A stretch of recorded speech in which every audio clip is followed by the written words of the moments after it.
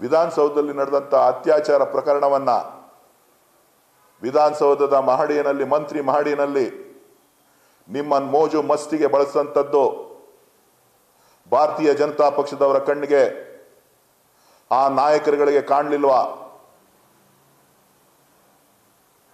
ನಾನು ಮಾತಾಡಬಾರ್ದು ಅಂತಿದ್ದೆ.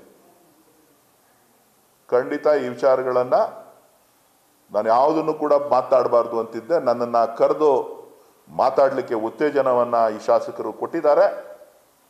ಇವತ್ತು ಪ್ರಶ್ನೆ ಮಾಡ್ತಾ ಇದ್ದೇನೆ,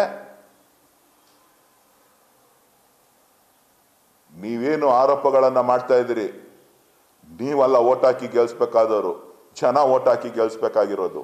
ನಿಮಗೆ ಯೋಗ್ಯತೆ ಏನು ಅಂತ ಹೇಳ್ಬಿಟ್ಟು ಲೋಕಾಯುಕ್ತದಲ್ಲಿ ಗೊತ್ತಿದೆ, ಬೆಂಗಳೂರಿನಲ್ಲಿ ಏನೇನು ಹಗರಣಗಳಿದೆ ಅಂಥೇಳಿ. ಡಿ ಕೆ ಶಿವಕುಮಾರ್ ಅವ್ರ ತಮ್ಮ ಡಿ ಕೆ ಸುರೇಶು, ಮುನಿರತ್ನ ಕೊರಂಗು ಅಂತ ಹೇಳಿಲ್ಲ ನಾನು. ಕೊರಂಗು ಮುನಿರತ್ನ ನಿಮ್ಮ ತಮ್ಮ ಅಂತ ಹೇಳಿಲ್ಲ ನಾನು. ಕೊರಂಗು ಯಾರು ಯಾರು ಹೇಳ್ಬೇಕಲ್ಲ ನೀವು, ಮಾಧ್ಯಮದ ಸ್ನೇಹಿತರುಗಳು. ಯಾರ್ಯಾರನ್ನ ಕೊರಂಗುನ ಬಿಟ್ಟು ಏನೇನು ಮಾಡಿದಿರಿ ಅಂತ ಹೇಳ್ಬೇಕಲ್ಲ ನೀವು.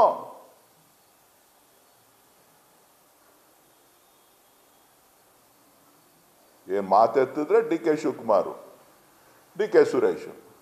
ನಿಮ್ ಬೇಳೆ ಬೇಯದೆ ಡಿ ಕೆ ಶಿವಕುಮಾರ್ ಹೆಸರು ಇಡ್ತಿದ್ರೆ ರೀ. ನಿಮ್ ಬೇಳೆ ಬೇಯಲ್ಲ, ಇಲ್ಲ ಅಂದ್ರೆ ನಿಮ್ಮ ಮನೇಲಿ ಬೇಳೆ ಬೇಯೋದಿಲ್ಲ. ನಮ್ಮ ಹಳ್ಳಿಲಿ ಹೇಳ್ತಿದ್ರು, ಬೇಳೆ ಬೇಕು ಅಂತ ಅಂದ್ರೆ ಸೀನೀರ್ ಬಾವಿ ಹುಡುಕ್ರು ಅಂತ. ಬೇಳೆ ಬೇಯಿಸ್ಕೋಬೇಕು ಬಿಜೆಪಿನಲ್ಲಿ JDS ನಲ್ಲಿ ಅಂತ ಅಂದ್ರೆ ಅವರುಗಳು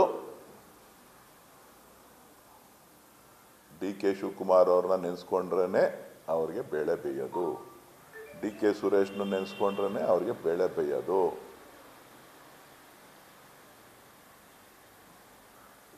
ಇನ್ನೂ ಏನಾದರೂ ಮಾತಾಡಬೇಕು ಅಂತಂದ್ರೆ ಇನ್ನೂ ಎಲ್ಲನೂ ಮಾತಾಡ್ತೀನಿ. ಇಷ್ಟು ದಿನ ನಾನು ಕೂಡ ಬಹಳ ಮೌನದಿಂದ ಯಾವ ವಿಚಾರಗಳಿಗೂ ಕೂಡ ಉತ್ತರ ಕೊಡದೆ ಸುಮ್ಮನೆ ಇದ್ದೆ. ಬಹುಶಃ ನಿಮ್ಮ ಆಸಿಡ್ ದಾಳಿ CBI ತನಿಖೆ ಆಗಲಿ. ನ್ಯೂಸ್ ಫಸ್ಟ್ ನಿರ್ಭೀತಿಯಿಂದ ನಿಮ್ಮ ಪರವಾಗಿ.